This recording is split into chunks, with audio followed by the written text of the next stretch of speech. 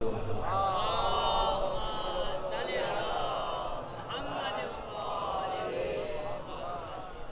الله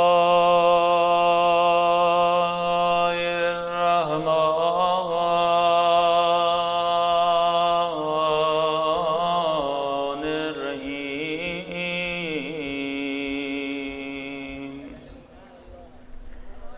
الحمد لله رب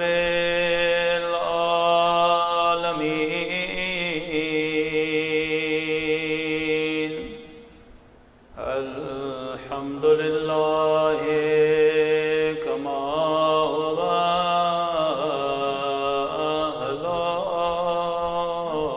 أهله الصلاة والسلام على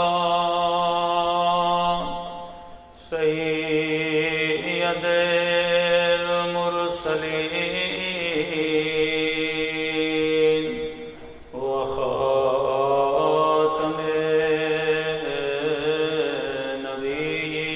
النبيين أبي القاسم محمد اللهم صل على محمد وعلى آله الطيبين الطاهرين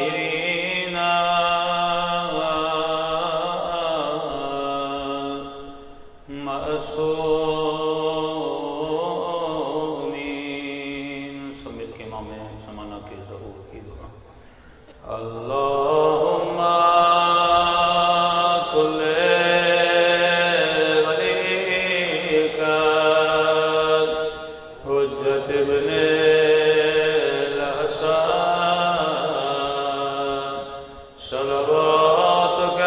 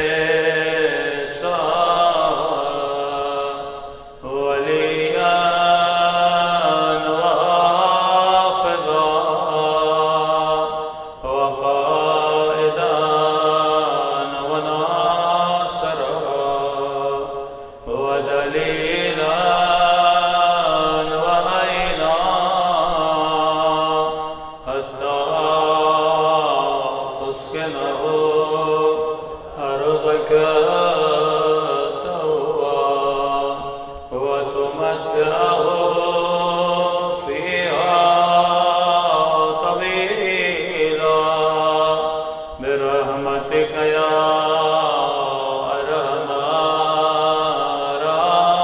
الراحمين صلوات پڑھیں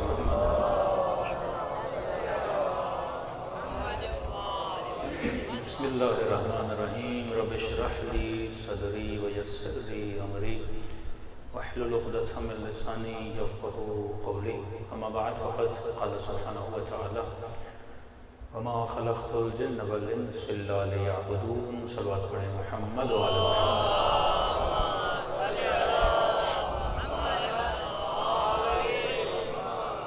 دعا ہے پروردگار عالم ہم سب کی عبادتوں کو اپنی بارگاہ میں قبول فرمائے اور جس مقصد زندگی اور عبادت کی خاطر مجالس میں جمع ہوئے خدا ان مقاصد میں بھی ہم سب کو کامیابی عطا فرمائے مسلسل تربیت انسان کے عنوان سے گفتگو ہو رہی ہے کہ خلقت کا مقصد انسان اپنی تربیت کرے خلقت کا مقصد تو اپنے روح کو انسان کامل بنائے اختیار تیرے ہاتھ میں ہے کہ تو قیامت میں انسان بن کے اٹھتا ہے یا حیوان بن کے اٹھتا ہے یزید کو کسی نے یزید نہیں بنایا یزید خود یزید بنا حر کو کسی نے حر نہیں بنایا حر نے خود کو حر بنایا یہ سلسلہ قیامت تک چلتا رہے گا تب امام نے فرمایا کہ مثلی لا یبایعو مثل یزید حسین جیسا کبھی یزید جیسے کی بیعت نہیں کرے گا۔ یہ نہیں کہا کہ حسین یزید کی بیعت نہیں کرے گا، حسین جیسا، یعنی جب تک انسانیت رہے گی جس کا کردار حسین جیسا رہے گا وہ کبھی بھی یزید جیسوں کے کردار کی بیعت نہیں کرے گا۔ بیعت کا مطلب یہ نہیں کہ بندہ ہاتھ پہ ہاتھ رکھے، بیعت کا مطلب میں کسی کے عمل سے راضی ہو جاؤں، بیعت کا مطلب میں کسی کے کردار سے راضی ہو جاؤں، بیعت کا مطلب سمعت، تابعت، شایعت، سنے، اس کے پیچھے چلے، اس کے ساتھ چلے، سننے کے بعد ریئیکشن نہ دے۔ یعنی ایک مرتبہ آپ سنتے ہیں فلاں بندے نے غلط کام کیا، آپ بولتے ہیں اس نے بڑا برا کام کیا۔ ایک مرتبہ آپ سنتے ہیں فلاں بندے نے برا کام کیا، آپ کہتے ہیں میرا کیا جائے، جو کیا وہ جانے، اس کا کام جانے۔ تو فرمایا جس طرح ایک چھوٹا سا دانہ زمین میں ڈالا جاتا ہے، اس دانے کو سیب بننے کے لیے، درخت بننے کے لیے ویسے ماحول کا ہونا ضروری ہے۔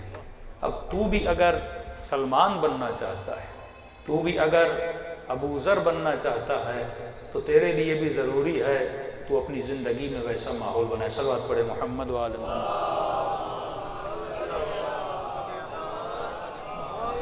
پتھر رکھے چھجو اس کو وزنی سے رکھے۔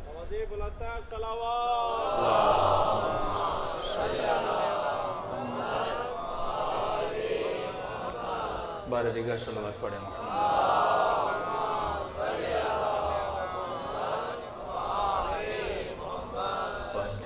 یہ چھوٹا سا لاؤڈ ہے، اگر یہاں کا وزن زیادہ ہو جائے تو یہ نیچے آ جاتا ہے، اس کو روکنے کے لیے پتھر رکھنا پڑتا ہے۔ پتھر جب رکھتے ہیں تو اس میں ثبات پیدا ہوتا ہے۔ اسی طرح تمہاری زندگی میں اگر کسی چیز کا پلڑا بڑھ جائے تم اسی طرف گرنے لگتے ہو، اور یہ جو پتھر بندے کو بچاتا ہے اسے کہتے ہیں ثبات قدم۔ یہ مجلس وہ بھاری پتھر ہے جو بندے کو یزید کی وادی میں گرنے سے بچاتا ہے۔ یہ مجلسیں اگر نہ ہو تو ہم گرنے والے ہوتے ہیں نا، کہ محرم کا مہینہ آتا ہے پھر تھوڑا خود کو سنبھال دیتے ہیں۔ حسین کی مجلس ہمیں سہارا دیتی ہے۔ اسی طرح فرمایا ایک چھوٹی سی چڑیا اڑنا چاہتی ہے، اڑ سکتی ہے، چھوٹی سی چڑیا ہے، چھوٹے چھوٹے پر ہیں، اس میں پرواز کی صلاحیت ہے، لیکن اپنے بچے کو کہو میرے لال اگر تو اس کے پروں سے چھوٹا سا پتھر باندھ دے یہ اڑ نہیں پائے گی۔ مولا بھی یہی فرماتے ہیں اللہ نے تیری روح کی پرواز کو بلند رکھا ہے، اگر تو گناہوں کے پتھروں کو باندھ دے گا تو کبھی پرواز نہیں کر پائے گا۔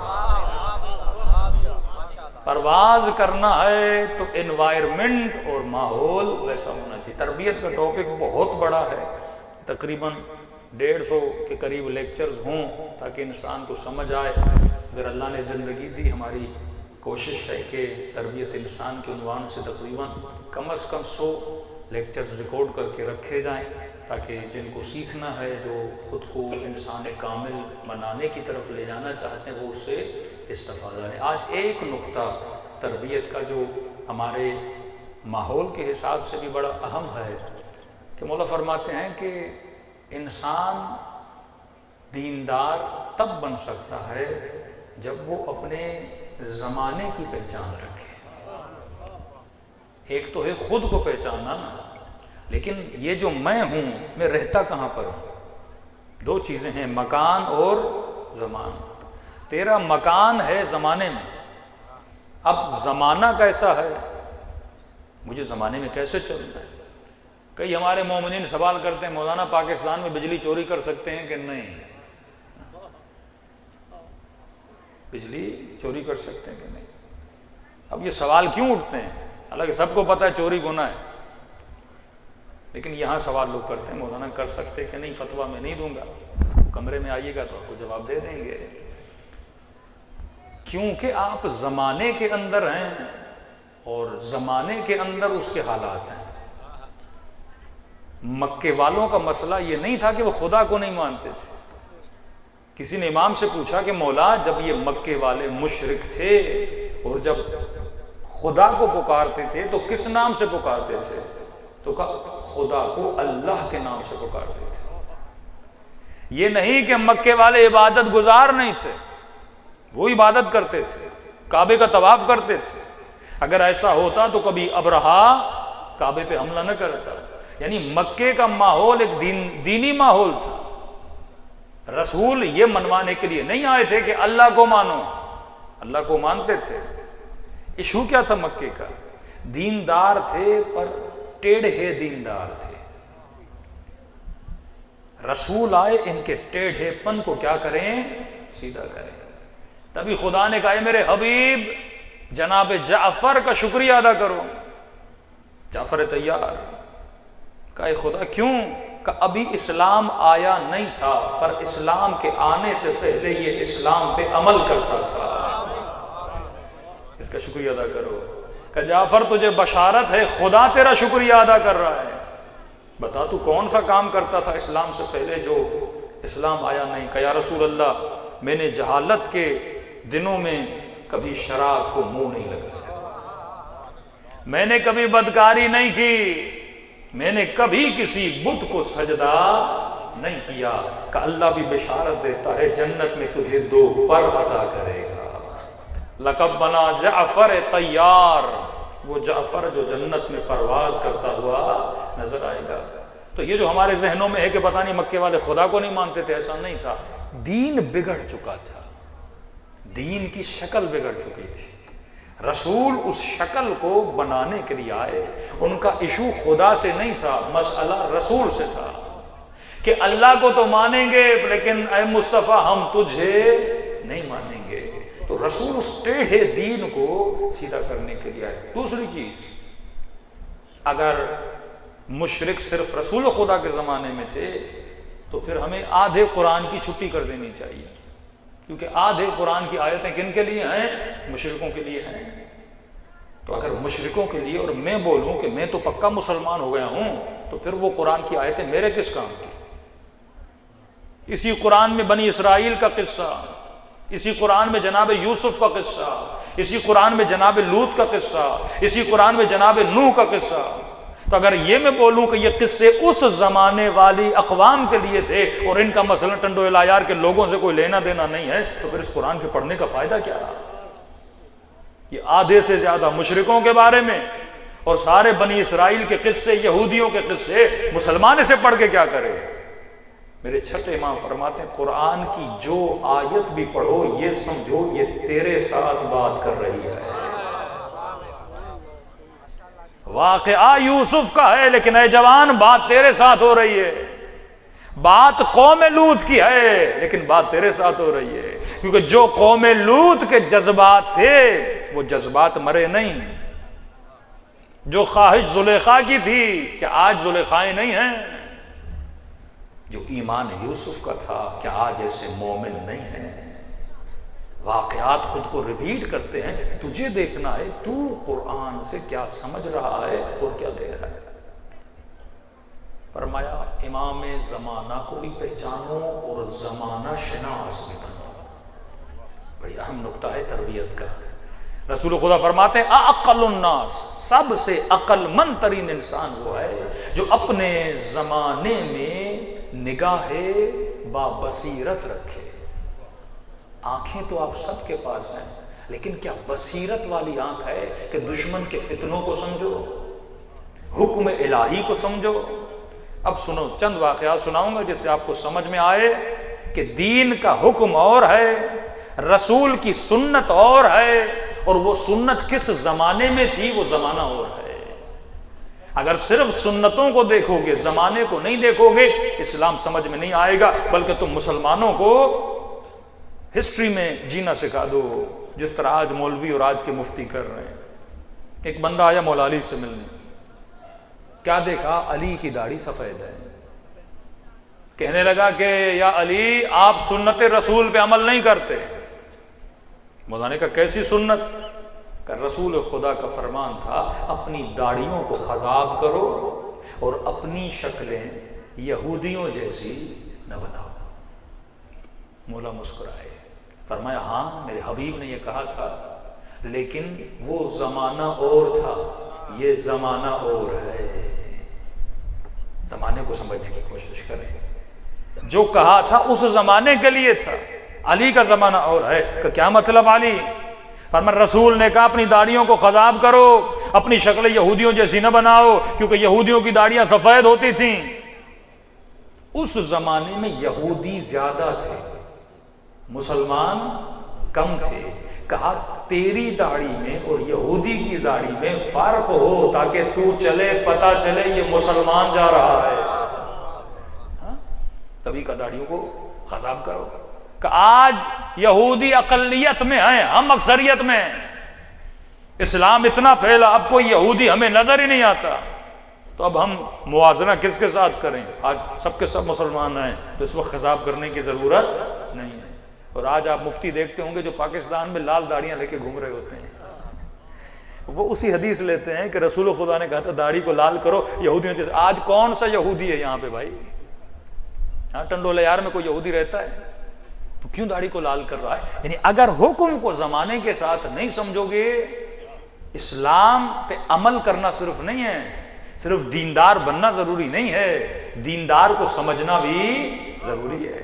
جب تک نہیں سمجھو، کئی مومنوں نے کہا مولانا ہم ایران جاتے ہیں، عراق جاتے ہیں، ان کے گھروں پہ ہمیں علم نظر نہیں آتے، ہاں؟ اور پاکستان میں جو بھی مومن ہو، شیعہ ہو، 10 محرم کو علم لگاتا ہے۔ میں نے کہا وہی حکم ہے جو مولا علی بتاتے ہیں، یہاں تو اقلیت میں ہے، اہل سنت اکثریت میں ہے، لہذا تو اپنے گھر پہ علم لگا کے بتاتا ہے کہ یہ ایک گھر کس کا ہے؟ علی والے کا ہے، پتا چلے نا، کوئی نشانی تو ہو یہاں پہ۔ لیکن میں نے کہا ایران چلے جاؤ، قم چلے جاؤ، مشہد چلے جاؤ، سارے گھر علی والوں کے، کوئی ایک بھی نعمانی وہاں نہیں ہے، ایک بھی غیر علی والا نہیں ہے، تو وہ کس کو دکھائیں کہ ہم شیعہ ہیں؟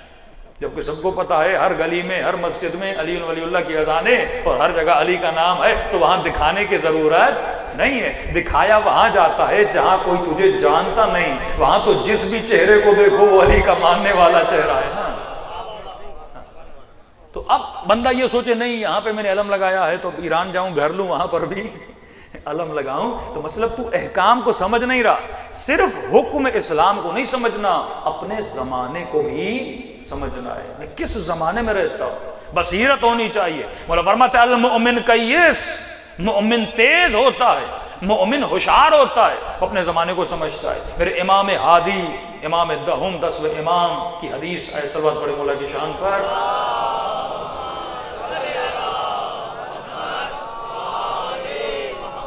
یہ مطالب اہل بیت بتاتے ہیں۔ مولا فرماتے اگر لوگ ان دو چیزوں کو سمجھ نہ سکیں، مولا فرماتے وہ بندہ بدعتی بن جاتا ہے، بدعتی بن جاتا ہے۔ اب کا بھائی رسول کی زلفیں بڑی تھیں تو ہم بڑے بال رکھیں گے، ہاں رسول لکڑی کا وہ خضاب کرتے تھے، ہم جیب میں وہ رکھیں گے، بری بات نہیں ہے، لیکن جب یہ زمانے کو نہیں دیکھتے نا تو اب کیا ہوگا؟ یہاں اکثریت کو دیکھا جاتا ہے کہ مسلمانوں کی اکثریت، شریفوں کی اکثریت، متدینین کی اکثریت اپنا حلیہ کیسا بناتی ہے، بندے کو اپنا حلیہ ویسا بنانا ہوتا ہے۔ حکم زمانے کے اعتبار سے ہوتا ہے، تو زمانے کو پرکھو، زمانے کو دیکھو۔ اسلام حکم کلی دیتا ہے، اسلام نے یہ کبھی نہیں کہا بال اتنے رکھو یا نہ رکھو، اسلام میں کلی حکم دیتا ہے۔ لباس کے اعتبار سے بھی کلی حکم ہے، یہ نہیں کہ تو دشتاشا پہنو یا شلوار قمیض پہنو، اسلام کا کلی حکم ہے وہ لباس پہنو جس میں حیا ہو۔ اب مصداق تو نے ڈھونڈنا ہے کہ کس لباس میں حیا ہے، کس لباس میں بے حیائی ہے۔ اب مولا یہ تو نہیں بتائیں گے جینز پہننا جائز ہے یا ناجائز ہے، یہ تو نہیں بتائیں گے شرٹ پہننا جائز ہے یا ناجائز ہے، وہ حکم کلی دیتے ہیں بھائی وہ کپڑے پہنو جس میں حیا ہو۔ اب تو جا کے ڈھونڈ کہ حیا کس میں ہے اور بے حیائی کس کے اندر ہے، مصداق تو نے ڈھونڈنا ہے۔ وہ بتاتے ہیں انما یرید اللہ، مصداق تو نے ڈھونڈنا ہے، مصداق کون ہے؟ وہ بتاتے ہیں کہ اطیعوا اللہ واطیعوا الرسول اولي الامر منکم، اللہ کی اطاعت کر، رسول کی اطاعت کر، اور کس کی اطاعت کر؟ اولی الامر کی اطاعت کر۔ اب مصداق کس نے ڈھونڈنا ہے؟ میں نے ڈھونڈنا ہے۔ اب کسی نے اولی الامر شہباز شریف کو بنا دیا، اب مصداق آپ نے ڈھونڈنا ہے نا، تو بھائی اولی الامر کون ہے؟ قرآن اصول دیتا ہے، تجھے مصداق ڈھونڈنا ہوتا ہے، رسول فرمان دیتے ہیں، تجھے زمانے کو پہچان کر ویسے حکم کو بیان کرنا ہوتا ہے۔ مولا سے امام عادی فرماتے ہیں کہ اگر کسی زمانے میں جور یعنی ظلم پر عدالت حاکم ہو جائے. مطلب تم کسی ایسے ملک میں رہتے ہو، اب وہ کافر ملک ہے مسلم، وہ بات نہیں ہو رہی، لیکن اس ملک میں عدالت ہے، مطلب انصاف ہے. مطلب کوئی گناہ کرے اسے سزا ملتی ہے، کوئی چوری کرے اسے سزا ملتی ہے. فرمایا ایسی سوسائٹی میں، ایسے ماحول میں بدگمانی کرنا حرام ہے. مثال کے طور پہ کسی نے کہا بھائی ٹنڈو الایار کے لوگ جو ہیں وہ بڑے متدین ہیں، یا کوئی چوری نہیں کرتا، یہاں ہر بندہ وعدے سے وفا کرتا ہے. یہاں پہ بدگمانی کرنا کہ ایک بندہ آپ کو بولے مجھے 10,000 دو میں کل واپس کروں گا، یہاں پہ بدگمانی نہ کرنا، کیونکہ سارے معاشرے میں عدالت ہے. اسی عدالت کو دیکھتے ہوئے تم حسن ظن کرنا، اگر کوئی تجھ سے مانگے، اگر کوئی مدد مانگے، اگر کوئی سواری دے، بدگمانی نہ کرنا، خوش گمان ہو کے اس کے ساتھ معاملات کو انجام دینا. لیکن امام نے فرمایا اگر کسی معاشرے میں عدالت نہیں، ظلم حاکم ہو جائے، ظالم معاشرہ ہو، کرپٹ معاشرہ ہو، جھوٹا معاشرہ ہو، لٹیروں کا معاشرہ ہو، فرمایا یہاں پہ خوش گمانی کرنا حرام ہے. یہاں بدگمانی کرو. یہاں پہ یہ نہیں کہ بندہ تم سے مدد مانگے فوراً اسے گاڑی میں بٹھا دو. یہ بالکل ایسے ہے کہ تفتان سے، کوئٹہ سے تفتان جاؤ، کوئی سارے مسلمان ہیں الحمدللہ، بھائی بھائی ہیں. وہاں پہ تجھے خوش گمانی نہیں کرنی، جہاں ظلم ہوتا ہے وہاں پہ تجھے کیا کرنی ہے؟ بدگمانی کرنی ہے. وہاں کسی کو گاڑی میں بھی نہیں بٹھانا، شاید وہ تمہارا گلا کاٹ دے، شاید وہ تمہیں لوٹ دے. تو مولا فرماتے ہیں اگر زمانے کو پہچانو گے تو دینی احکام کو بھی پہچانو گے، اگر زمانے کو نہیں پہچانو گے دین کے احکام کو بھی نہیں پہچان پاؤ گے. ایک بندہ امام حسن سے ملا، یہ واقعات کئی ہیں معصومین کے لباس کے حوالے سے. چھٹے امام کی خدمت میں آیا، یہی واقعہ آٹھویں امام کی خدمت میں ہے. کیا دیکھا؟ چھٹے امام جعفر صادق نے ایک سفید لباس پہنا ہوا ہے. لباس وہ سفید کہ وہ جیسے امام کو دیکھتا ہے وہ کہتا ہے مولا آپ نے ایسا لباس پہنا ہے جو انڈے کی کھال سے بھی نازک ہے. یعنی باریک لباس تھا، جیسے نرم لباس ہوتا ہے نا، مہنگا لباس. امام کو کہنے لگا کہ آپ نے کیسا لباس پہنا؟ آپ اپنے دادا کی سنت میں نہیں چل رہے. رسول خدا سادہ لباس پہنتے تھے، آپ کے جد علی ابن ابی طالب سادہ لباس پہنتے تھے، آپ نے یہ لباس کیوں پہننا ہے؟ امام فرماتے ہیں وہ زمانہ اور تھا، یہ زمانہ اور ہے. اب سادہ سا مومن کوئی کتاب پڑھ لے کہ مولا علی پھٹی ہوئی جوتی پہنتے تھے، کل وہ پھٹے ہوئے جوتے پہن کے روڈ پہ چلے. اب کہیں میں کس کی سنت پہ عمل کر رہا ہوں؟ مولا علی کی سنت پہ عمل کر رہا ہوں. مولا فرماتے ہیں وہ زمانہ اور تھا، یہ زمانہ اور ہے. بابا علی جس زمانے میں رہتے تھے وہ فقیروں کا معاشرہ تھا، فقر بہت زیادہ تھا. اس زمانے میں اچھا لباس پہنا فقیر کے دل کے توڑنے کے برابر تھا. اور امام حاکم تھے، حاکم وہی لباس پہنتا ہے جو رعیت کا لباس ہوتا ہے. فرما میں جس زمانے میں رہتا ہوں الحمدللہ لوگ اچھا کھاتے پیتے ہیں، لوگ اچھی چیزیں پہنتے ہیں. تو امام نے فرمایا اگر فقیر معاشرہ ہو تو فقیروں کے ساتھ فقیر بن کے چلا کرے. لیکن فرمایا اگر لوگوں کے حالات اچھے ہو جائیں تو مولا فرماتے ہیں دنیا کی نعمتوں سے فائدہ لینا یہ نعمت اللہ نے رکھی ہی مومن کے لیے ہے.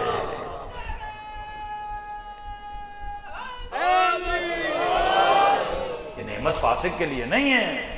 چوتھے امام، امام زین العابدین علیہ الصلوۃ والسلام، ملتا ہے چوتھے امام مدینے میں جو مولا کی سواری تھی وہ سب سے مہنگی ترین سواری. مولا جس اونٹ پہ سوار ہوتے تھے وہ سرخ بالوں والا اونٹ، یعنی اس وقت کا سب سے مہنگا اونٹ تھا. امام چڑھتے تھے. کسی نے مولا کو کہا مولا آپ اتنی مہنگی سواری پہ؟ امام فرماتے اس اونٹ کے ذریعے میں معاشرے سے عزت لے رہا. اب دیکھنا پڑے گا نا چوتھے امام کا زمانہ کیسا تھا. ہر زمانے کا معیار اپنا ہے. اگر تو زمانے کو نہ سمجھے، آج سب سے بڑا مسئلہ یہ ہے کہ مومن زمانے کو نہیں سمجھتا. پانچویں امام شیعوں کی 3 تقسیمیں کرتے ہیں جو میں کل بتاؤں گا. مولا علی جب اپنے صحابی کے سامنے بیٹھے غم زدہ تھے اور علی نے اپنے ہاتھوں کو ایسے اٹھایا اور انگلیوں کو آپس میں ملایا. اس کے بعد کہنے لگے آخری زمانے میں میرے شیعہ اس طرح ایک دوسرے کے ساتھ لڑنے لگیں گے. سخت جملے کے امیر المومنین نے کہا اتنے ایک دوسرے کے دشمن ہو جائیں گے تو ایک دوسرے کے چہرے پہ لعاب دہن پھینکنے کے لیے تیار ہو جائیں گے. کہا صرف وہ بچ پائیں گے جو صاحب بصیرت ہوں گے، جن کی عقلیں مضبوط ہوں گی، جو زمانے کے فتنوں کو سمجھ پائیں گے. یہ آخری زمانہ ہے، اس سے آخری زمانہ اور کیا آئے گا؟ فرمایا اس زمانے میں چھاٹی ہونی ہے، دیکھنا ہے کون عقل مند ہے کون بے وقوف ہے. خط لکھے پر حسین تک نہیں پہنچے، مسلم کے پیچھے نماز پڑھی پر مسلم کا ساتھ نہ دیا، علی کے ساتھ جنگ صفین میں گئے لیکن علی کی بات کو نہ مانا، مولا حسن کے ساتھ لشکر میں گئے لیکن اپنے مولا کے ساتھ دغا کی، وفا نہیں کی، کیونکہ قیس نہیں تھے، زمانہ شناس نہیں تھے. مولا بولتے رہے ارے نعرہ حق کا مار رہا ہے پر نیت باطل کی ہے، لا حکم الا اللہ، تم سچ کہہ رہے ہو حکم اللہ کا چلے گا، لیکن علی کو یہ تو بتا کہ اللہ کا حکم چلائے گا کون؟ اللہ خود تو نہیں اترے گا نا، حکم خدا کو چلانے کے لیے یا مصطفیٰ کا ہونا ضروری ہے یا مرتضیٰ کا ہونا ضروری ہے. کون چلائے گا حکم خدا کا؟ اب لوگ ان چیزوں کو نہیں سمجھتے، ہمارے کئی پرانے بزرگ ان چیزوں کو نہیں سمجھتے. بھائی زمانہ شناس بنو، کس زمانے میں کون سی بات کرنی ہے، کس زمانے میں کون سی بات نہیں کرنی. ہر زمانے میں نہ مجلس ایک جیسی ہوتی ہے، ہر زمانے میں نہ تبلیغ ایک جیسی ہوتی ہے. ایک وقت تھا جب ہمارے منبر سے مناظرہ بہت پڑھا جاتا تھا. اس زمانے میں وقت کی ضرورت تھی، مناظرہ پڑھا جائے، زمانہ ایسا تھا. مناظر اسلام کئی مناظرے کر کے گاؤں کے گاؤں مکتب اہل بیت میں آ گئے. 88 سے پہلے بزرگوں کو پتا ہوگا ریٹائرڈ جج بیٹھتے تھے، مناظرے ہوتے تھے. کئی آج بھی فیصلے پرانی اخباروں میں چھپے ہوئے ہیں کہ کس گاؤں میں کون سا شیعہ مناظر جیت گیا اور پورے کا پورا گاؤں مکتب اہل بیت میں آ گیا. پہلے ہوتا تھا یہ، لیکن آج کیا وہی زمانہ ہے جو پہلے زمانہ تھا؟ پہلے زمانے مناظرے ہوتے تھے، کھلم کھلا تورہ ہوتا تھا. ہم چھوٹے ہمیں یاد ہے جب عید زہرا آتی تھی تو دشمنان اہل بیت کو گدھوں پہ چڑھا کے لوگ گھماتے بھی تھے، کوئی مسئلہ ہی نہیں تھا، کوئی ایشو ہی نہیں تھا. ایک زمانہ تھا نا، آبادی چھوٹی تھی، لوگ کم تھے، میں جو کرتا تھا صرف مجھے پتا ہوتا تھا. آج مجلس ٹنڈو الہیار میں ہو رہی ہے لیکن دنیا اس مجلس کو دیکھ رہی ہے. تیری حرکتیں وہی ہوں گی جو کل والی. زمانے کو پہچاننا. ایک بچہ 7 سال کا ہے ایک کام کرتا ہے، جب وہ 14 سال کا ہوتا ہے الگ کام کرتا ہے، جب 25 سال کا ہوتا ہے الگ کام کرتا ہے. زمانہ بدل رہا ہے نا، زمانے کے ساتھ ساتھ طریقے بدلتے ہیں.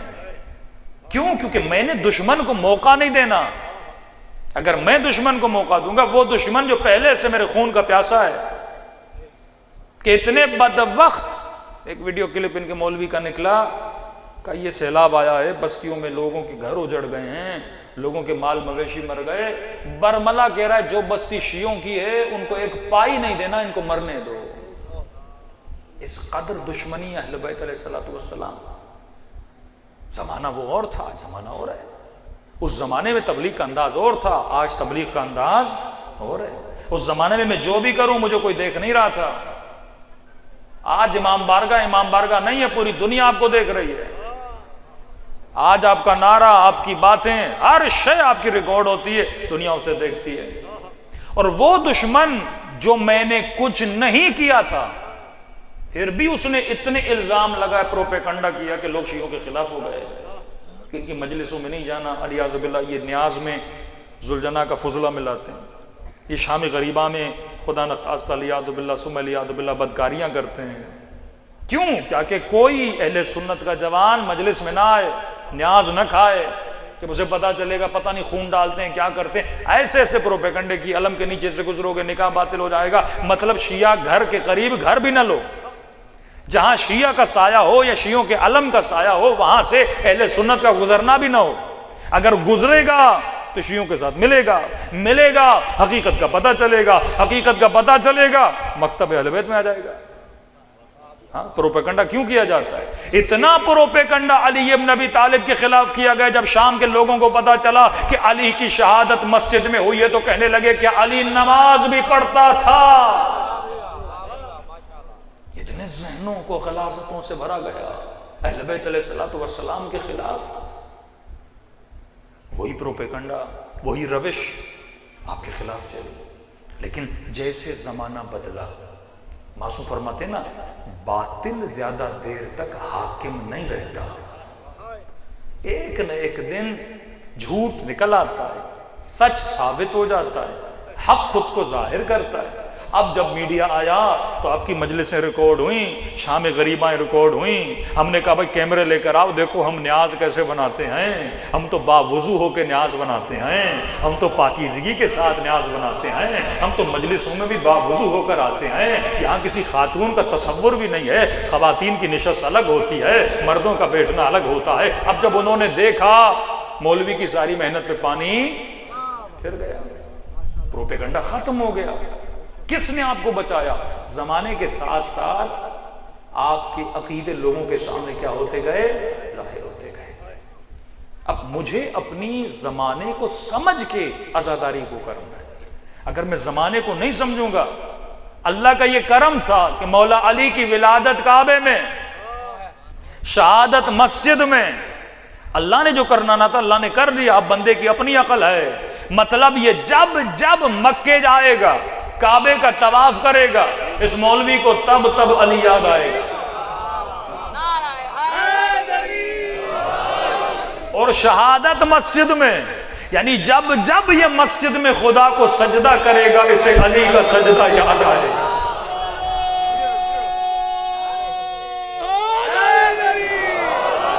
مطلب تو فضیلت علی سے کہیں بھاگ ہی نہیں سکتا. اگر مولا علی سے بھاگنا ہے تو مسجد چھوڑنی پڑے گی اور کعبہ چھوڑنا پڑے گا. جگہ وہ اللہ کا کمال ہے، اس نے فضائل اہل بیت کو جگہ جگہ پہ رکھا ہوا ہے. اب تو کیا کر رہا ہے؟ مطلب فرماتے بے وقوف، یہ مشہور محاورہ بھی ہے نا، بے وقوف دوست سے عقل مند دشمن اچھا.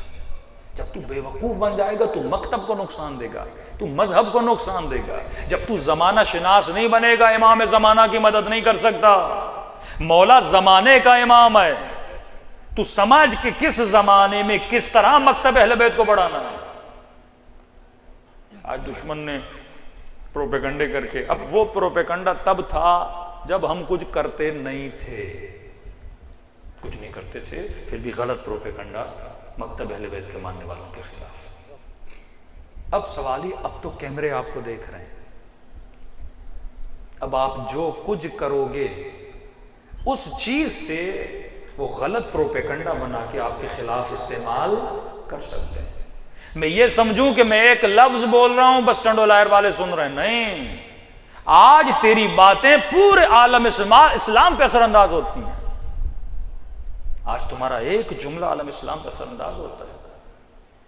ہم تو اسی میں لگے رہے، شعر و شاعری میں، طنز میں، مذاق میں، ٹھٹول میں لگے رہے. اسلام پھیلا دوسرے ملکوں میں بھی.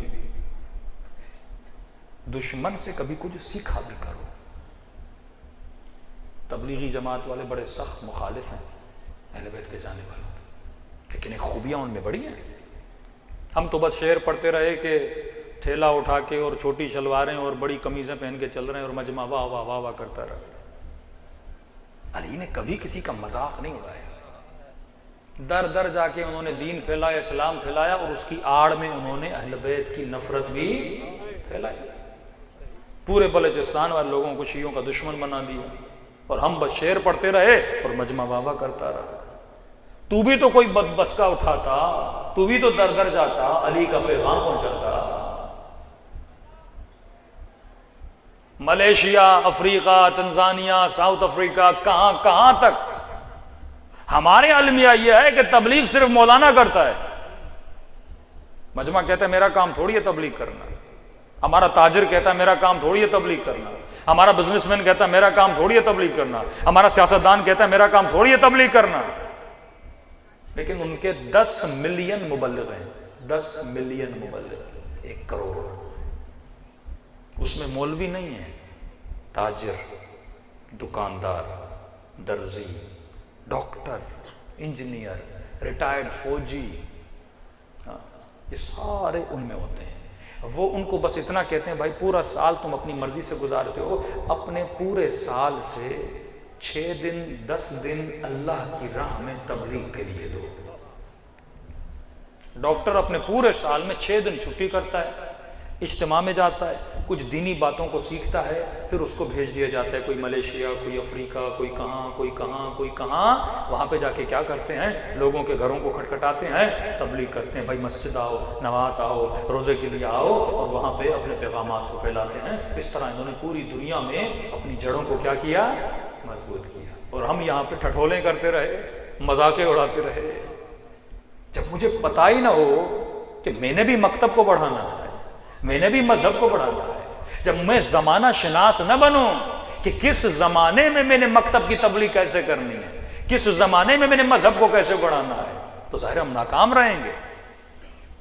اب 2 دشمن بنے ہمارے۔ ایک دشمن تو یہ جو شیعت کے شروع سے خلاف تھے، جو آپ کے خون کے پیاسے تھے۔ دوسرے انہوں نے ہمارے اندر گندے انڈے پیدا کر دیے۔ اب بندہ 2 محاذوں پہ لڑنے لگا، اپنوں کا بھی مقابلہ کرو، غیروں کا بھی مقابلہ کرو۔ اس دلدل میں انہوں نے مکتب اہل بیت کے ماننے والوں کو پھنسا دیا۔ اثر کہاں تک پڑا؟ ایک ذاکر، ایک مولوی ایک بات کر لیتا ہے، لیکن اسے نہیں پتا کہ میری باتوں کو کس طرح مس یوز کر کے لوگوں کے ذہنوں کو خراب کر کے ان کو قاتل شیعہ بنایا جاتا ہے۔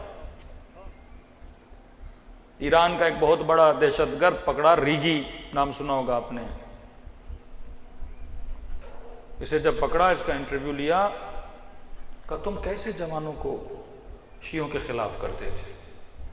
کہا مجھے محنت کرنے کی ضرورت نہیں پڑتی تھی، مٹیریل مجھے خود شیعوں سے ملتا تھا۔ اچھا، مطلب بلڈنگ وہ بناتا تھا، مسالہ ہم دیتے تھے کہ یہ لے مسالہ اور بنا بلڈنگ، وہ بلڈنگ جو شیعوں کو قاتل کرے، وہ بلڈنگ جہاں اہل بیت کے ماننے والوں کی نسلوں کے بچوں کے گلے کاٹے جائیں۔ اس نے ایک بس ایرانی فوجیوں کی اتاری، ان کے گلے کاٹے، ایک شادی پہ بارات جا رہی تھی اسے روکا، اس کے گلے کاٹے، ایک بم اس نے زاہدان کی مسجد میں، کئی لوگوں کو اس نے شہید کی۔ کہا کون سے؟ کہا یہ آپ کے چند ذاکر، چند مولوی جو ہمارے اصحاب کو کھلم کھلا، جو نجی محفلیں تھیں نا بعض جاہلوں کی، اس کی ریکارڈنگز ہمارے پاس تھی، جن میں وہ گالیاں دے رہے ہیں، امہات المومنین کو گالیاں دے رہے ہیں، یہ سب کچھ ہم اکٹھا کر کے مسلمان جوانوں کو بٹھاتے تھے۔ اب ظاہر ہے وہ قرآن کی تفسیر اپنے حساب سے کرتے ہیں نا، کہ یہ قرآن کی آیت رہی، یہ جنتی ہے، یہ ہے، یہ ہے، اور یہ دیکھو ان جنتیوں کو گالیاں دے رہا ہے، اپنے حساب سے پوری تفسیر کر کے۔ اور قرآن کہتا ہے جو ان کا دشمن ہے وہ مشرک ہے، اور قرآن کہتا ہے مشرکوں کے ساتھ جہاد کرو، مشرکوں کا قتال کرو، لہٰذا ان کا قتل کیا ہے؟ واجب ہے۔ چھوٹے چھوٹے بچوں کے ہاتھ میں چھریاں دے دیں اور انہوں نے جوان جوان شیعوں کے گلے کاٹنا شروع کر دیا۔ اب مجھے نہیں پتا، میں نے ایک مسجد میں، ایک مجلس میں، ایک گفتگو میں، ایک محفل میں ایک جملہ بول دیا، اور میرے ایک جملے کی وجہ سے 2500 لوگ کوئٹہ میں قتل کر دیے گئے، 500 سے زیادہ ڈی آئی خان میں قتل کر دیے گئے، 12 چنار کے لوگوں کو بسوں سے اتار کر، لکڑی کی آری نہیں ہوتی جس سے لکڑی کاٹی جاتی ہے، ان کی ٹانگوں کو زندہ زندہ کاٹا گیا، ان کے ماؤں کے گھروں پہ میری ایک واہ کے لیے، 4 چٹکلے سنانے کے لیے میں نے ہزاروں لوگوں کو شہید کروا دیا۔ کیوں؟ کیونکہ مجھے پتا نہیں تھا کہ کس زمانے میں کس طرح بات کرنی چاہیے۔ کا فتنوں میں اس اونٹنی کے بچے کی طرح رہو جو نہ کسی کو سواری دیتا ہے، نہ کوئی اس سے دودھ لے سکتا ہے۔ ایسا نہ بنو کہ دشمن تجھ سے دودھ نکالے، اسے مٹیریل، فیک مٹیریل بنانے کی ضرورت نہ پڑے، وہ تیرا مٹیریل اٹھا کے تیرے خلاف چیزیں کرے۔ بھائی کس شیعہ کو نہیں پتا جناب زہرا کا قاتل کون ہے؟ سب کو پتا ہے نا. لیکن قرآن کے اصولوں کو بھی سمجھ. اگر کسی کا باپ شرابی بھی ہو نا، اس کے منہ پہ بولو گے نا تیرا باپ شرابی ہو، تیرا منہ توڑ دے گا. بات کرنے کا طریقہ ہوتا ہے، سمجھانے کا طریقہ ہوتا ہے. 70,000 ممبروں سے علی کو برا بلا بولا گیا، لیکن علی نے کسی ممبر سے اس کو گالی نہیں دی. یہ بتا کہ علی کا نام مٹ گیا؟ دنیا آج کس کی تعریفیں کرتی ہے؟ علی کی نا. آج کس کا کردار بلند ہے؟ علی کا نا. آج عابد زاہد کس کو بولا جاتا ہے؟ علی ابن ابی طالب کو نا. آج دنیا نجف علی کی زیارت کے لیے جاتی ہے، دشمن علی کو تو کوئی تھوکنے بھی نہیں جاتا نا. آج کمال علی ابن ابی طالب کا ہے نا. کیوں؟ کیونکہ علی کو پتا تھا کس زمانے میں نے کیا کرنا ہے. کمال خمینی یہ تھا کہ خمینی کے زمانے کے علماء مراجع کہتے تھے خمینی یہ وقت نہیں ہے انقلاب لانے کا. امام خمینی کہتے تھے تجھے نہیں پتا، یہی وقت ہے انقلاب لانے کا. تو بندہ اگر زمانہ شناس ہو تو دشمن کا مقابلہ کر سکتا ہے. زمانہ شناس نہ، اسے یہ نہیں پتا کس زمانے میں کون سی گفتگو کرنی ہے. اب وہی 60 سال پہلے 40 سال پہلے کی گفتگو آج کرنے لگے گا تو اس سے تو شیعت کو فائدہ نہیں دے گا، شیعت کو کیا دے گا؟ نقصان دے گا. گاؤں کا ماحول اور ہے شہروں کا. آج گاؤں شہر تو رہا ہی نہیں نا. آج جہاں جاؤ ایک بندہ موبائل لگا لیتا ہے، جہاں جاؤ کیمرہ لگا لیتا ہے. پہلے تو یہ تھا گاؤں کا ماحول ہے چلو یہاں پڑھ دو، شہر کا ماحول ہے یہاں اور پڑھو. آج ہر جگہ ایک ہی ماحول ہے کیونکہ سوشل میڈیا کا زمانہ ہے. آج تو چھوٹی سی بھی غلطی کرے گا، ایک جملہ بھی بولے گا، اس جملے کو تیرے خلاف استعمال کیا جا سکتا ہے. کون بچے گا جو عقل مند ہو؟ اب تھوڑی سی ہسٹری میں جاؤ تو جو پتہ چلے کہ لوگوں کو کس طرح علماء کے خلاف کیا گیا. وہ بے وقوف ٹولہ کہ امام فرماتے ہیں 3 طرح کے شیعہ ہیں. وہ تفصیل سے میں روایت کل پڑھوں گا. میرے 5ویں امام فرماتے ہیں اب مجھے دیکھنا ہے میں ان 3 شیعوں کے گروہ میں سے کس گروپ سے میرا تعلق ہے. کہیں میں ان بے وقوف شیعوں میں سے تو نہیں ہوں جو مکتب کو فائدہ نہیں دے رہا بلکہ مکتب اہل بیت کو کیا کر رہا ہے؟ نقصان دے رہا ہے. فرماتے پوری دنیا میں انقلاب اسلامی کے بعد ایک یورپ میں، ویسٹ میں، کینیڈا میں، یو ایس میں اگر آپ ریسرچ کریں گے، تحقیق کریں گے، 9/11 سے پہلے یعنی 2001 سے پہلے رپورٹس تھی کہ امریکہ میں، کینیڈا میں، فرانس میں ہر 7 منٹ میں ایوری 7 منٹس پہ ایک بندہ مسلمان ہو رہا تھا. ہر 7 منٹ میں ایک الارم بجا، ایک تھریٹ آیا وہاں کی ایجنسیز کے پاس کہ اگر اس تیزی سے مسلمان بڑھنے لگے تو آج کے مثلا 40 سال بعد 50 سال بعد امریکہ کا جو پریزیڈنٹ ہوگا وہ مسلمان ہوگا. کیا کریں؟ اسلام کو روکیں. کیونکہ سعودی عرب کا پیسہ تھا، تبلیغی جماعت کا زور تھا. کئی لوگ اور بھی تھے جیسے احمد دیدہ ذاکر نائک کا جو ٹیچر ہے، اس نے بڑے لوگوں کو مسلمان بنایا. اچھا آدمی تھا. افریقہ میں گاؤں کے گاؤں کو مسلمان بنایا. بہترین مناظر تھا کرسچینٹی پہ، مسیحیوں کو مسلمان بناتا تھا. کہ کیا کریں؟ تو انہوں نے 9/11 کا واقعہ کروایا، طالبان بنایا، داعش بنائی. پھر مسلمان کا چہرہ اتنا گندا کیا کہ مسلم از اکول ٹو ٹیررسٹ. یہاں مسلمان کا نام آتا تھا یا دہشت گرد کا نام آتا تھا. مسلمان بم پھوڑتا ہے، مسلمان خود کش حملے کرتا ہے. اب حملے ہمارے ملک میں ہو رہے تھے لیکن تصویر کس کی خراب ہو رہی تھی؟ اسلام کی. انگریزوں کو کیا پتا شیعہ سنی کا جھگڑا کیا ہوتا ہے. انہوں نے بم پھوڑے، 4 بچے دکھا دیے. کہا یہ جب اپنے اوپر رحم نہیں کرتے تو تیرے اوپر کیسے رحم کریں گے؟ جب مسلمان سے نہیں بچ سکتا، دن دہاڑے گولیاں مار رہے ہیں، ننھے بچوں کو مار رہے ہیں، لوگوں کے گلے کاٹ رہے ہیں، پھر ویڈیو بنا بنا کے میڈیا پہ دکھائی جاتی تھی یہ ہے مسلمان. خود طالبان کو بٹھایا 6-7 سال کا اسلام کا چہرہ گندا کریں، پھر خود ہی افغانستان پہ کیا کیا؟ حملہ کیا. یعنی خود بنایا، خود اٹیک کیا، پھر بولا یہ مسلمان بڑے ذلیل ہیں، مسلمان بڑے دہشت گرد ہیں، مسلمان کرپٹ ہیں، مسلمان راشی ہیں۔ پھر ہمارے حکمرانوں کو کرپٹ کیا گیا، تاکہ ان کا چہرہ کس کے سامنے پیش کیا جائے؟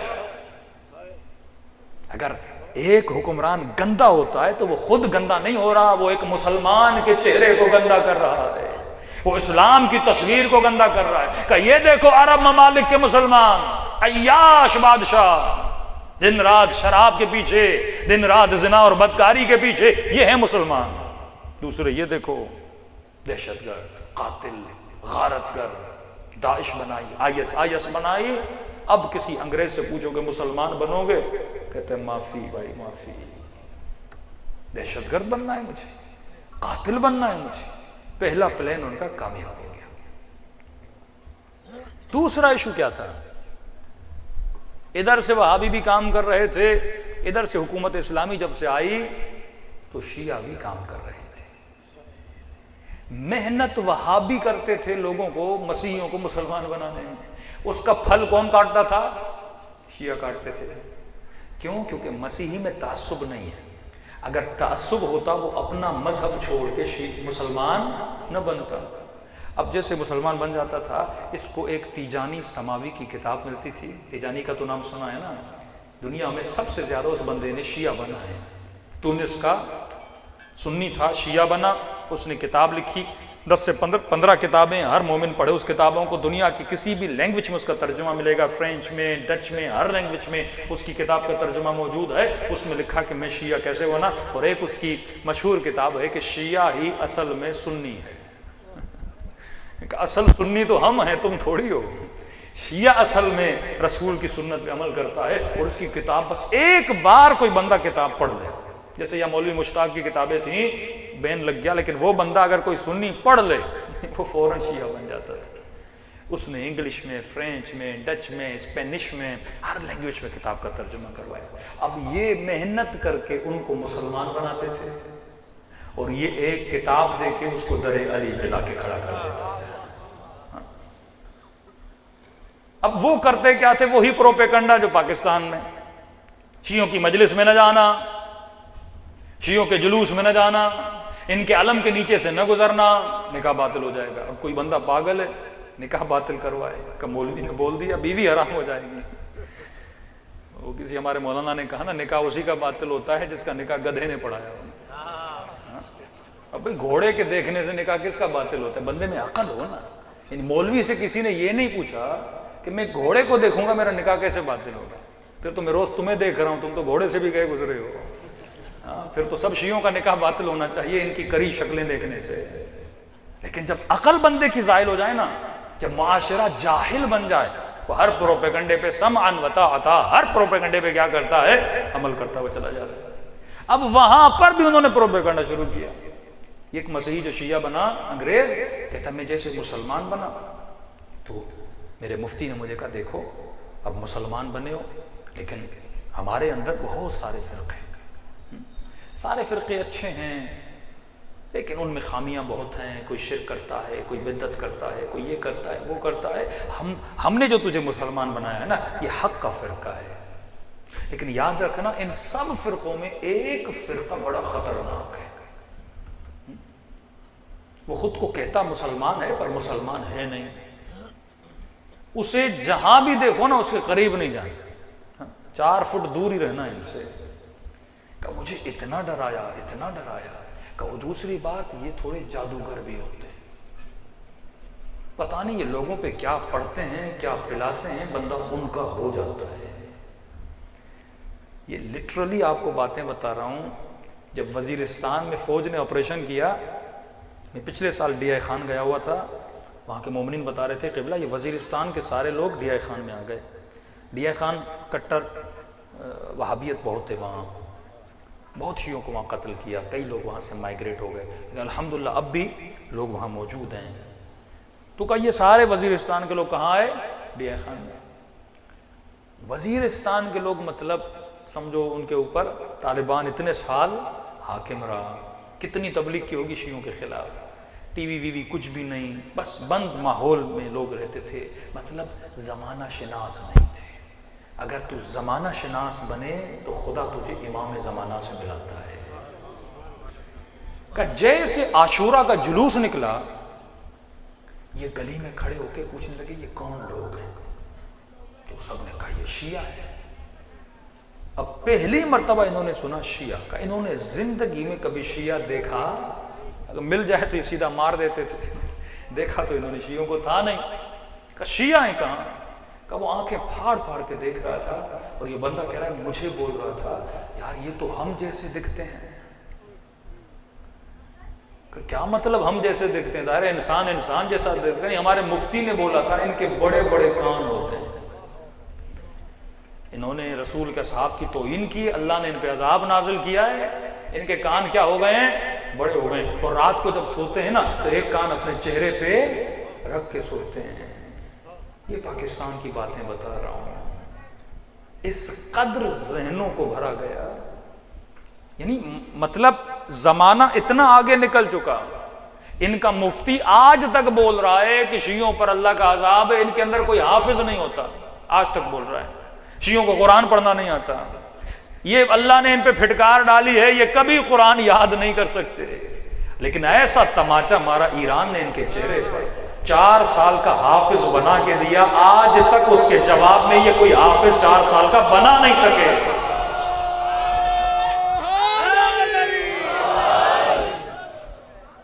قرآن کے انٹرنیشنل مقابلے ایران میں ہوتے ہیں۔ اتنا بندہ اندھا ہو جائے، مصر، ٹیونس، جتنے عرب ممالک ہیں، الجزائر، سارے کہاں آتے ہیں اس وقت؟ پہلے مصر میں ہوتے تھے، اب ایران میں ہوتے ہیں۔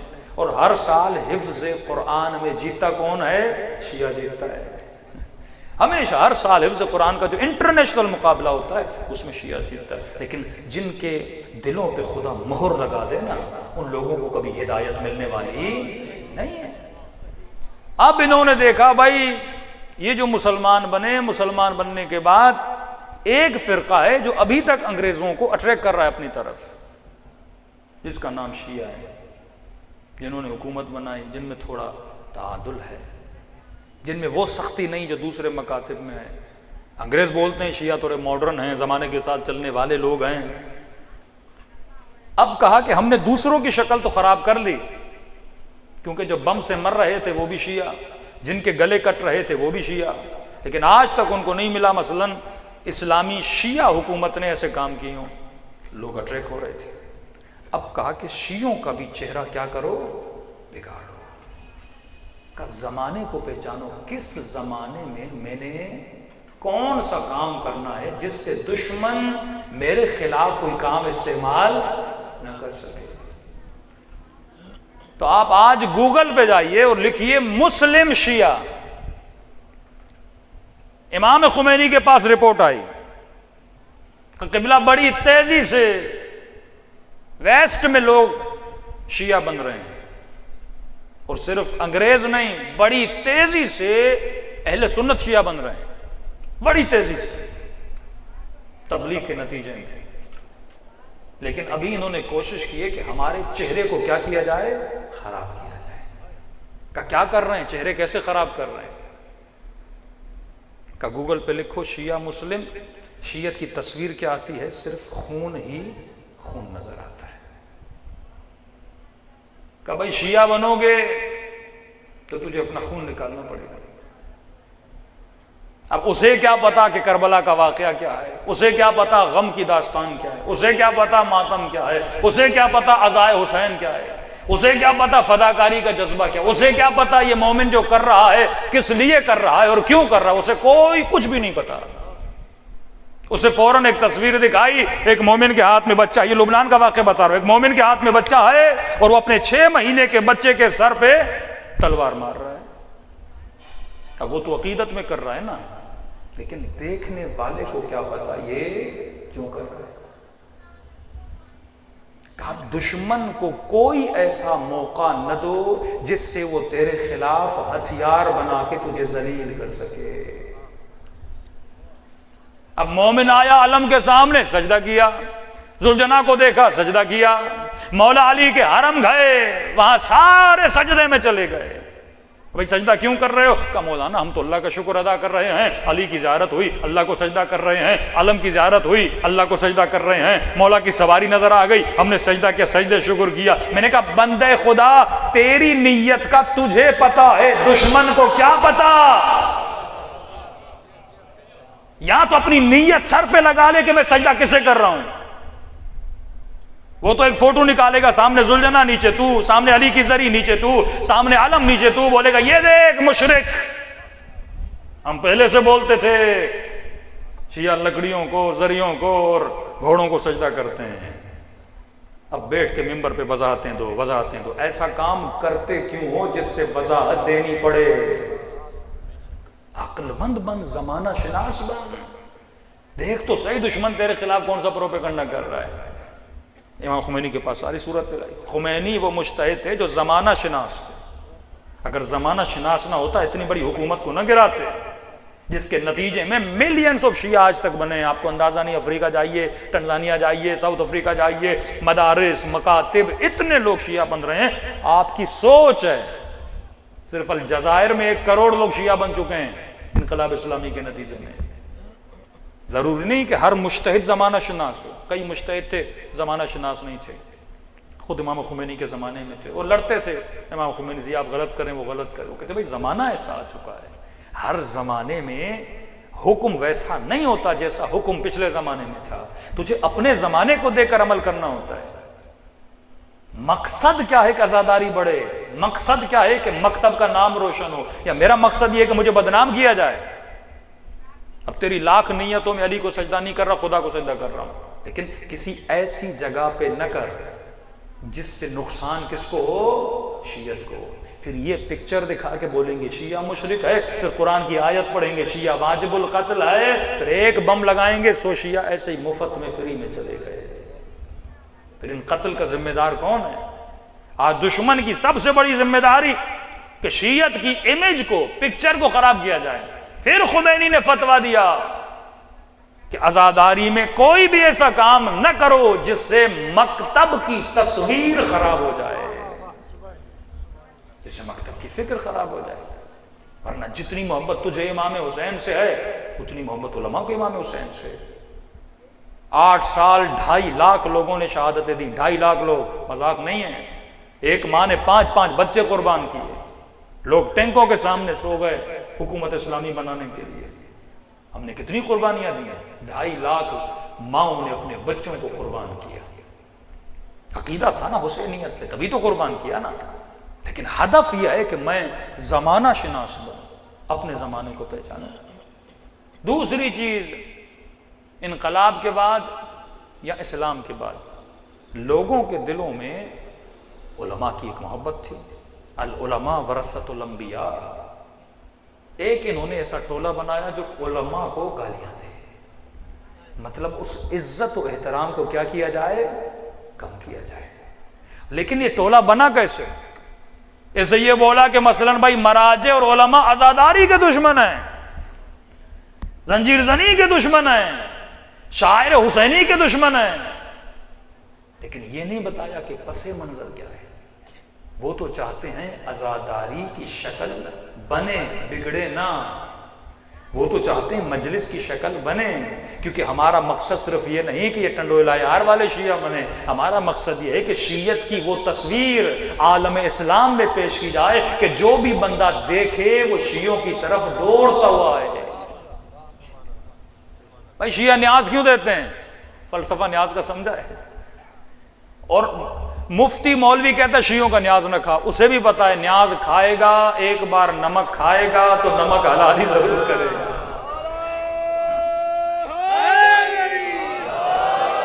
دعوت ذل عشیرہ جو رسول نے دی یہی نشانی تھی نا۔ آج ہمارے سندھ میں کسی آفیسر سے کام نکلوانا ہو تو آپ کیا کرتے ہو؟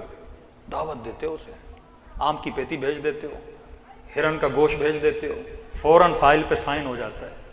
فطرت انسان ہے نا، ایک بندہ جب کھا لے تو احسان جب کسی پہ آپ کرتے ہو، مولا فرماتے ہیں الانسان عبید الاحسان، انسان احسان کا غلام ہوتا ہے۔ تبھی منع کرتے ہیں سبیل نہ پینا، ان کا نیاز نہ، پتہ ایک بار اس نے نیاز کھا لیا، مزہ لگ گیا اس کو، پھر روز روز حسین کی مجلس میں آئے گا، پھر مجلس کے ذریعے کچھ باتیں سن کے جائے گا، پھر حسین کی محبت آئے گی، فوراً مکتب امام حسین میں آ جائے گا۔ لیکن ایک بندے کو دور سے بولا اس کا نیاز نہ کھانا، تبھی ہم نیاز کھلاتے ہیں، بھر بھر کے سبیلے روڈوں پہ لگاتے ہیں کہ اغیار پئیں تاکہ ان کے دل میں حسین کی محبت بڑھے۔ ایک طریقہ ہے نا عزاداری بڑھانے کا، ایک امیج ہے نا۔ اب یہ آپ کی امیج دشمن نہیں دکھائے گا کہ شیعہ دیگے لگاتے ہیں، شیعہ فری میں کھانا کھلاتے ہیں، شیعہ سبیلے لگاتے ہیں، یہ نہیں دکھائیں گے۔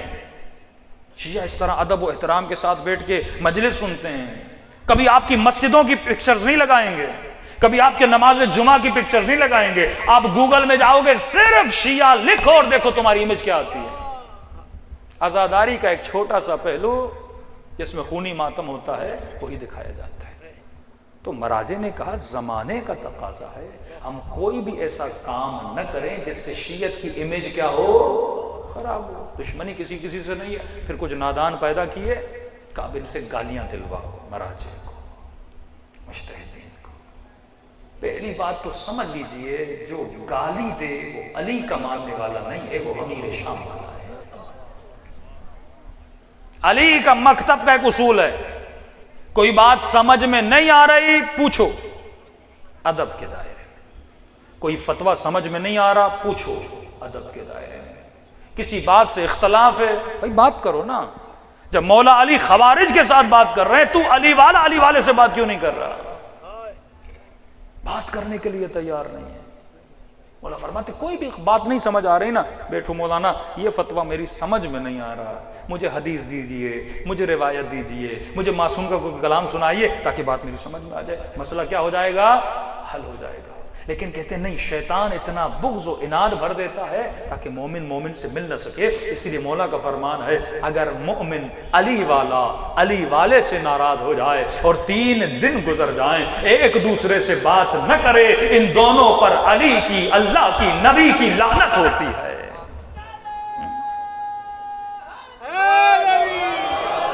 کیوں گھروں میں بھی جھگڑے ہوں تو فوراً صلح کرو، انسان ہو حیوان نہیں ہو۔ کتے آپس میں لڑتے ہیں، انسان ایک ٹیبل پہ بیٹھ کے بات کرتا ہے۔ رسول یہودیوں کو بات کے لیے بلا رہا ہے، مسیحیوں کو بات کے لیے بلا رہا ہے، آخر تک نبی لڑے نہیں کا مباہلہ کرتے ہیں۔ میں ہاتھوں کو اٹھاتا ہوں، اے خدا اگر میں سچا ہوں تو ان پہ عذاب نازل کر، اگر یہ سچے ہیں تو محمد پہ عذاب نازل کر۔ جب مباہلے میں لے گئے تو جو جھوٹے تھے وہ بھاگ گئے، جو سچے تھے وہ کھڑے رہے۔ آج عقل و شعور کا زمانہ ہے، سوشل میڈیا کا زمانہ ہے۔ شیعت کو محدود نہ کرو، اس مکتب کو بڑھنے دو۔ دشمن نے اتنی سازشیں کی اس مکتب کے خلاف، کتنی جانیں بچوں کی لی گئیں، ماؤں کی گودیں اجڑ گئیں تاکہ یہ مکتب بچے۔ عقل مندوں کی ضرورت ہے امام زمانہ کو، زمانے کا امام، زمانے کو پہچان، زمانے میں رہنا سیکھ، تب اس امام کی امامت میں رہنے کے لائق بنو گے۔ صلوات پڑھے محمد و آل محمد۔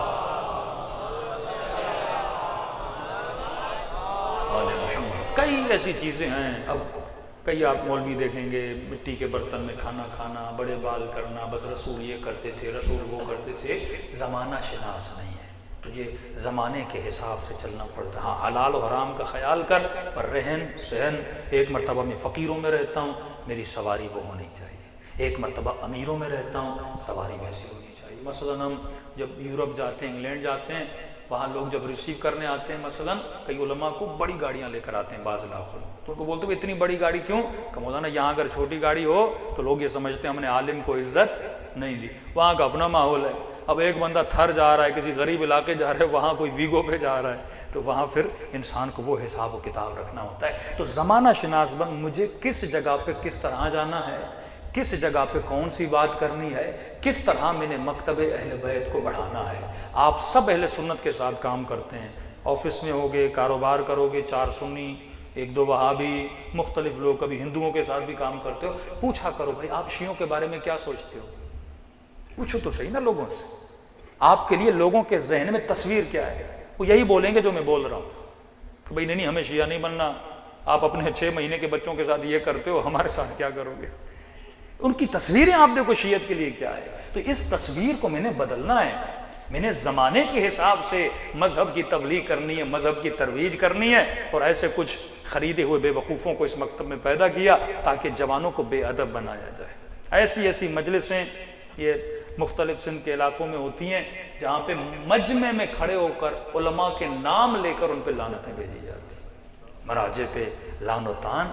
یا یہ گمراہ ہیں، بھٹکے ہوئے ہیں، یا یہ دشمن کے خریدے ہوئے ایجنٹ ہیں جو لوگوں کے دلوں سے علماء کی محبت کو نکال رہے ہیں، یعنی ان کو مخالف دین کر رہے ہیں. تو رسول کا کام تھا صرف لوگوں کو دیندار نہ بنائیں، ایسا دیندار بنائیں جیسا خدا چاہتا تھا. لیکن اگر دین میں ٹیڑھا پن آ گیا تو نہ یہ عزاداری کام کی، نہ یہ مجلس کام کی، نہ یہ عبادت کام کی ہے. دین وہ کام کا ہے جو صراط مستقیم پر ہو اور جس سے حسین بھی راضی ہو، خدا بھی راضی ہو. صلوات پڑھے محمد و آل محمد.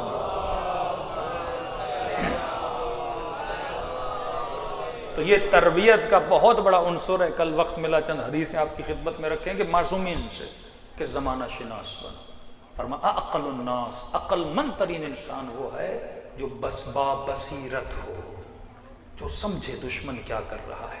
سیاست کا زمانہ ہے، آپ کو سیاست بھی آنی چاہیے نا. آج تو بڑا مشکل ہے، آج خطیب بننا بھی بڑا مشکل ہے نا. صرف یہ نہیں آپ 4 حدیثیں پڑھیں اور مجمع میں گفتگو کریں. آپ کو پتہ ہونا چاہیے دنیا میں کیا ہو رہا ہے، سیاست میں کیا ہو رہا ہے، شیعوں کے خلاف سازشیں کیا ہو رہی ہیں، زائنس لوبی کیا کر رہی ہے، پاکستان میں وہابی کیا کر رہے ہیں، مختلف NGOs کیا کر رہی ہیں. معاشروں کو جکڑا ہوا ہے فتنوں میں. رسول خدا کی بڑی عجیب حدیث فرمایا، اے میرے پیارے صحابیو، اگر تم دین کے 10% پر بھی عمل نہ کرو تجھے نجات نہیں ملے گی. سنیے گا بڑی پیاری حدیث. اے میرے اصحاب، اگر تم دین کے 10% پہ بھی عمل نہ کرو تو تجھے نجات نہیں ملے گی. اور فرمایا آخری زمانے میں اگر کوئی دین کے 10% پہ عمل کرے اسے نجات مل جائے گی. کیوں؟ کیونکہ تم نے مجھے دیکھا ہوا ہے. آخری زمانے کے لوگوں نے مصطفیٰ کو دیکھا نہیں، مرتضیٰ کو دیکھا نہیں، حسین مولا کو دیکھا نہیں. اگر وہاں پہ بندہ 10% بھی دیندار بن جائے تو اس کی نجات کے لیے امید باقی ہے. لیکن تو اگر مجھے دیکھ رہے ہو، اگر 10% چھوڑ بھی دو تو تیری نجات، مطلب 90% عمل کرو 10 نہ کرو پھر بھی نجات نہیں ہو سکتی. لیکن آخری زمانے کا بندہ 90% نہ کرے 10% کرے پھر بھی نجات کی امید ہے، کیونکہ اس نے دیکھا نہیں ہے. اور آخری زمانہ بڑا مشکل ہے، فتنوں کا زمانہ، گمراہی کا زمانہ. مولا علی کے کیا غم کی عالم تھا کہ مولا نے ہاتھ کو جوڑا کہ اس طرح شیعہ آپس میں لڑیں گے. مولا نے بتایا گالیاں دیں گے ایک دوسرے کو، لعاب دہن پھینکیں گے ایک دوسرے کے چہرے پر آخری زمانے میں. کہ مولا اتنا زمانہ برا ہو جائے گا؟ کہاں برا ہو جائے گا. کہ مولا کیوں؟ کہ کیونکہ وہ لوگ خود کو تیار کریں گے میرے آخری بیٹے حضرت مہدی کے لیے. کیونکہ یہ زمانہ خالص کو ناخالص سے جدا کرنے کا زمانہ ہے. آج وہ بچے گا جس کی عقل تیز ہوگی. بڑی تیزی سے لوگ گمراہ ہو جائیں گے، قتال کریں گے، لڑیں گے، ایک دوسرے کے خون کے پیاسے ہو جائیں گے. فرمایا بس بچے گا وہ جس نے علم کا دامن پکڑا اور نگاہ با بصیرت سنبھالی، اور اگر خالص ہو گیا تو یقیناً یہ امام کا سپاہی بن جائے. کئی جوان پوچھتے ہیں مولانا کہ ہم اب بھی مثلاً ہم اچھے بنے، نیک بنے تو کیا امام زمانہ کے سپاہی بن جائیں گے؟ مثلاً مولا کا ظہور نہیں ہوا، ہم مر جائیں تو پھر کیا ہوگا؟ تو یہ واقعہ سنو، آغائے غالباً دست غیب کا واقعہ. کہتے ہیں ایک بندے 2 شیعہ بس میں بیٹھے تھے، سفر کر رہے. تو ایک شیعہ جو اس کے ساتھ بیٹھا تھا وہ تھوڑا جھکا تو اس کے سر سے امامہ گرا. امامہ گرا تو اس کے سر پر گہرا زخم تھا، جیسے کسی تلوار سے اس کے سر پہ کسی نے مارا ہو. تو دوسرے نے پوچھا یہ آپ کے سر پہ زخم کیسے؟ تو اس نے مسکرا کر کہا کہ یہ زخم مجھے جنگ صفین میں لگا تھا. اس بندے نے کہا مذاق کیوں کر رہے ہو بھائی؟ 1000 سال سے زیادہ وقت گزر گیا اور آپ کے سر پہ جنگ صفین کا زخم ہے، مذاق نہیں کرو. مذاق نہیں کر رہا. کہ بات سمجھ میں نہیں آئی کہ جس طرح تو میرے ساتھ سفر کر رہا ہے، ایک سفر میں کسی ناسبی کے ساتھ کر رہا تھا، دو لوگ جا رہے تھے، اکیلے تھے ہم سفر میں، تو بات چھڑی، تاریخ کی بات چھڑی، بات آئی جنگ صفین پہ۔ میں نے کہا علی حق پہ تھے، اس نے کہا امیر معاویہ حق پہ تھے۔ میں نے کہا اگر میں اس زمانے میں ہوتا میں علی کا ساتھ دیتا، اس نے کہا میں اگر اس زمانے میں ہوتا تو امیر شام کا ساتھ دیتے۔ کہتا وہ اتنا مولا کے خلاف بولتا گیا یہاں تک کہ اس نے مولا علی کو برا بھلا کہنا شروع کر دیا۔ کہہ رہا مجھ سے برداشت نہیں ہوا، تو کہنے لگا اگر میں اس زمانے میں ہوتا الیاذ باللہ تو میں علی کو قتل کر دیتا۔ میں نے بھی کہا اگر میں اس زمانے میں ہوتا تو امیر شام کو قتل کر دیتا۔ کہتا بات اتنی آگے بڑھی کہ ہم لڑ پڑے آپس میں، اور لڑے اس نے، اس کے ہاتھ میں خنجر تھا یا تلوار تھی، اس نے وہ نکالی اور اس نے میرے سر پہ ماری، جیسے سر پہ ضربت لگی میں زمین پہ گر گیا اور بے ہوش ہو گیا۔ کہتا اب جب میری آنکھ کھلی تو میں نے دیکھا میرا سر علی کی گود میں پڑا ہوا ہے۔ مولا نے شفقت کا ہاتھ میرے سر پہ پھیرا، زخم وہیں کا وہیں بھر گیا اور ختم ہو گیا، اور سامنے وہ مرا ہوا تھا۔ امام نے کہا میں نے اسے مار دیا۔ مولا آپ، امام نے کہا تو نے علی کے ساتھی ہونے کا حق ادا کر دیا، کہ اب جب کوئی بھی پوچھے نا تیرے سر پہ زخم کہاں لگا تھا تو تجھے حق ہے بولنا یہ زخم جنگ صفین میں لگا تھا، علی کے دفاع میں۔ آج خدا کی قسم تو ایسا بن جائے، اچانک قیامت کے دن اٹھو گے، مولا حسین کہیں گے تو بھی شہدائے کربلا میں تھا۔ آج اگر ویسا بن جائے، پروانی موت کب آتی ہے؟ دعائے عہد ترجمے کے ساتھ پڑھو، کفنی شاعرن، کہ خدا جب مر جاؤں مجھے کفن سمیت قبر سے اٹھانا اور اپنے لشکر میں شرکت دلانا۔ موت جب بھی آئے بندہ یہ منتظر نہ مولا آئیں گے تو سپاہی، ابھی سے تو سپاہی بن۔ موت جب بھی آئے اللہ نے اختیار دیا ہے اپنے ولی کو کہ وہ تمہیں زندہ بھی کر سکتا ہے، واپس بھی بلا سکتا ہے۔ دلوں کو کربلا لے کر چلیں، دعا کریں کہ پروردگار ہمیں عقل سالم عطا کرے، دشمن کے فتنوں کو سمجھنے کی توفیق عطا کرے، دین اسلام کو عمل کرنے کی اور اسے آگے بڑھنے کی توفیق نصیب کرے، اسلام شناس بنائے، دین فہم بنائے، تاکہ ہم اس طرح عمل کریں کہ شیطان کے وسوسوں سے بھی بچیں اور دشمن کے خناس ذہن سے بھی بچ پائیں۔ دلوں کو کربلا لے کر چلیں اور سلام کریں اپنے آقا کی مظلومیت پہ کہ خدایا ہمیں ایسا بنا جیسا شہید کربلا ہمیں دیکھنا چاہتے ہیں۔ السلام علی الحسین وعلی علی ابن الحسین وعلی اولاد آواز تھوڑی بڑھا دیں۔ السلام علی الحسین وعلی علی ابن الحسین وعلی اولاد حسین وعلی اصحاب۔ میرا سلام ہو سکینہ کی یتیمی پہ،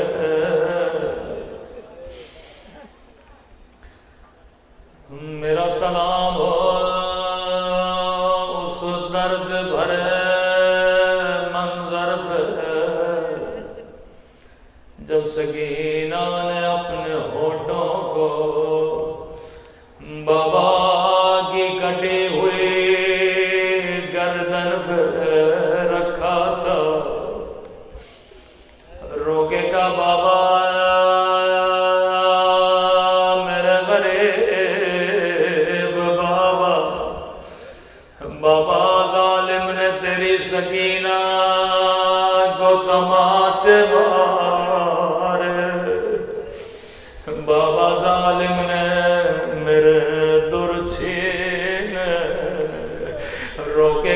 بابا تھوڑی دیر کے لیے اپنی آنکھیں کھولو، ذرا میرے زخمی رخسار دیکھو۔ بابا شمر کا ہاتھ بڑا تھا، سکینہ کا رخسار چھوٹا تھا۔ ابھی فرمایا شیو جب جب پانی پیو میری سکینہ کو یاد کیا کرو۔ جن کے گھروں میں ننھی ننھی بچیاں، مولا فرماتے ہیں کبھی اپنی بچیوں کو تماچے نہ مارا کرو۔ ایک مومن نے کہا مولانا میں پہلے بھی بی بی سکینہ پہ روتا تھا پر اب زیادہ روتا ہوں۔ میں نے کہا کیوں؟ کہ مولانا پہلے اللہ نے مجھے بیٹی نہیں دی تھی، جب سے خدا نے بیٹی دی مجھے نہیں پتا حسین نے کیسے برداشت کیا، ظالم سکینہ کو تماچے مارتا رہا۔ امام حسین کے جملے ایشیو جب جب پانی پیو میری سکینہ کو یاد کیا کرو، ایک گھونٹ کے لیے میری بچی کو تماچے مارے۔ روایت کے جملے آئے تھکی ہوئی بچی، پیاسے بچے بی بی زینب کی گودی میں تھی۔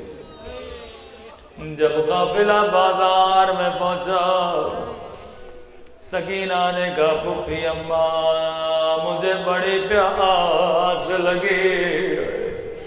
بی بی زینب نے پیار سے کہا سکینہ صبر کرو، یہاں پانی دینے والا کوئی نہیں، پتھر مارنے والے بہت۔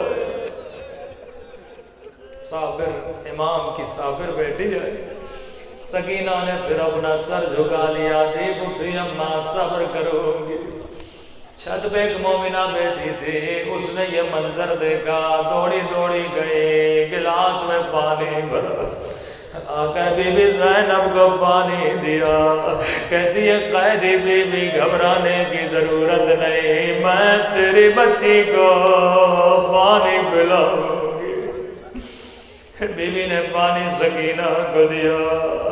کہتی ہے قیدی بی بی میرے مولا کہا کرتے تھے اللہ کبھی قیدیوں کی دعا رد نہیں کرتا، جب تیری بچی پانی پی لے میرے لیے کچھ دعائیں کرا دے۔ بی بی زینب نے سکینہ کو بولا سکینہ ہم سید ہیں، کسی کا احسان نہیں اٹھاتے، پہلے اس کے لیے دعا کرو، سکینہ بعد میں پانی پینا۔ راوی کہتا ہے ننھی سی بچی نے اپنا ننھا سا چہرہ بلند کیا، اپنے ننھے سے ہاتھوں کو اٹھایا، اب بتا تیرے لیے کون سی دعا کرو؟ کہ جیسے مومنہ کی نگاہ سکینہ کے زخمی کانوں پہ پڑ گئے، وہ زخمی رخساروں پہ پڑ گئے، یہ اپنی ساری دعائیں بھول گئے۔ کہتی ہے قیدی بی بی دعا کرو اللہ میری بچی کو او تیری طرح یتیم نہ بنائے، او تیری طرح غیر نہ بنائے۔ سکینہ نے ہاتھوں کو اٹھایا، میرے اللہ تجھے سکینہ کی قید کا واسطہ، او کسی بچی کو میری طرح یتیم نہ بنانا، کسی بچی کو میری طرح قیدی نہ بنانا۔ مومنہ بتا دوسری دعا کیا ہے؟ کہتی ہے قیدی بی بی مدتیں گزر گئیں میں مدینہ نہیں گئی. اللہ کسی کو غربت میں وطن کا نام نہ سنائے. کہا قیدی بی بی دعا کرو مدینہ جاؤ. بی بی زینب نے کہا مدینہ. زینب کو صغرا یاد آ گئی. نانا کا روزہ یاد آیا.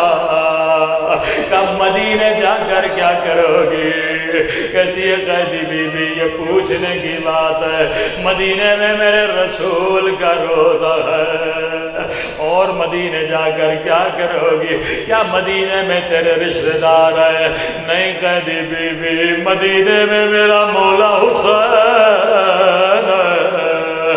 مدینہ میں میرا آقا عباس ہے. مدینہ میں مجھے قرآن پڑھانے والے مجھے حجاب سکھانے والے. زینب کو بڑا پیار ہے. اے مومنہ تو نے حسین کا نام لیا اللہ تجھے بڑا مقام عطا کرے. اے مومنہ تو نے عباس کو یاد کیا لیکن ذرا مجھے اتنا تو بتا کیا مدینے والی بی بی سے ناراض ہو؟ اس کا تو نے نام نہیں بتایا. کہتی ہے قیدی بی بی میری مجال میں بی بی سے ناراض ہو جاؤ لیکن قیدی بی بی میری مجبوری سمجھو میں اپنی بیوی کا نام نہیں لے سکتی. زینب نے کہا کیوں نہیں لے سکتی؟ او قیدی بی بی یہ بازار کا ماحول ہے نامحرموں کا مجمع ہے. میں اپنی بیوی کا نام یہاں نہیں لے سکتی. بی بی زینب کا بڑا پیار آیا. کہ مومنہ اگر میں دعا کروں تیری دعا یہی قبول ہو جائے تو کیا کہو گے؟ کہتی ہے کیا کہنا چاہتی ہو؟ کہ اگر مدینے والی تجھے بازار میں نظر آئے تو کیا کہو گے؟ ایک مرتبہ مومنہ جلال میں آتی ہے. کہتی ہے قیدی بی بی دعا نہیں کرنی نہ کر لیکن میری بی بی کو بدعا نہ دے. میری بی بی تجھ جیسی قید نہیں کہ بازاروں میں آئے. میری بی بی نام ہے علی کی بیٹی کا. او میری بی بی نام ہے عباد کی بہن کا. اتنا سننا تھا زینب کو جلال آیا. اپنا چہرہ اٹھایا. کہا ام حبیبہ نہیں پہچانا انا زینب بنت علی. ارے وہ دن گزر گئے او میرا حسین مارا گیا او میرا عباس مارا گیا. ام حبیبہ زینب اجڑ گئے.